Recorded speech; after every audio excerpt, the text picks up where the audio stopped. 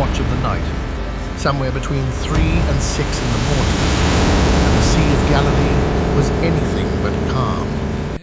The wind howled across the water, driving waves against a small wooden boat that carried 12 terrified men.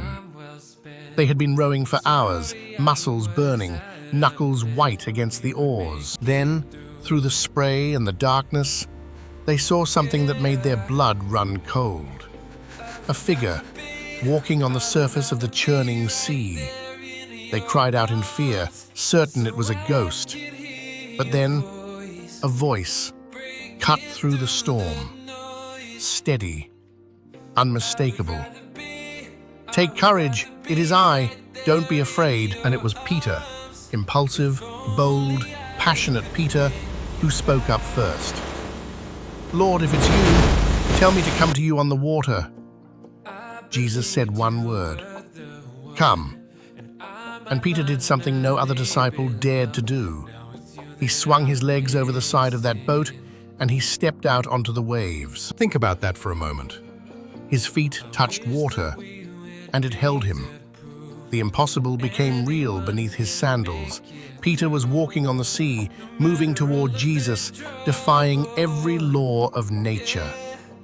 In that moment, his faith was stronger than the storm. But then something shifted. The Bible says, Peter saw him.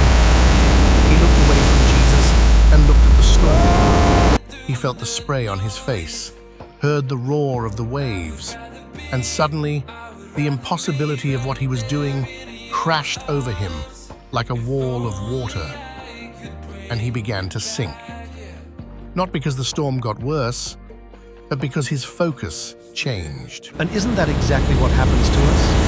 We step out in faith, we start the business, we forgive the person, we trust God with our future, and for a while, everything holds. But then we notice the wind. We see the bills piling up, the diagnosis, the broken relationship, and fear begins to pull us under. Peter didn't sink because the storm was too strong.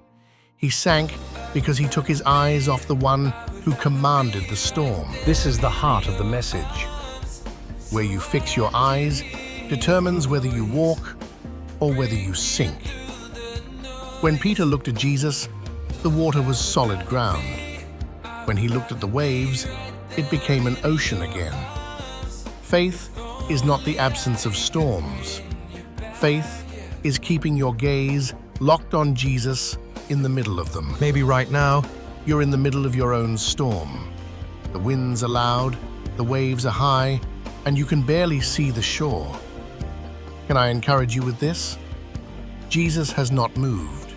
He is still standing on the water. He is still saying, "Come." The question is not whether he is able. The question is whether you will keep your eyes on him. Here's something we often overlook. Before Peter could walk on water, he had to get out of the boat. The boat was safe. The boat was familiar. 11 other disciples stayed in that boat, and not one of them experienced the miracle. Peter is the only human being other than Jesus who has ever walked on water. And it only happened because he was willing to leave what was comfortable. What is the boat in your life? What is that place of comfort that God is asking you to leave behind? Maybe it's a job that's secure but not your calling. Maybe it's a prayer you've been afraid to pray. Maybe it's a step of obedience that feels too risky.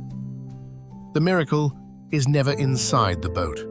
The miracle is out on the water, where Jesus is. And here is the part that brings me to tears every single time. When Peter began to sink, he cried out, "Lord, save me!" And immediately, the Bible says, immediately, Jesus reached out his hand and caught him. He didn't lecture Peter first. He didn't let him struggle. He reached down and pulled him up. That is the heart of our God. Jesus asked Peter one gentle question. "You of little faith, why did you doubt?" Not anger, not rejection, just a tender invitation to trust more deeply. And together, they walked back to the boat.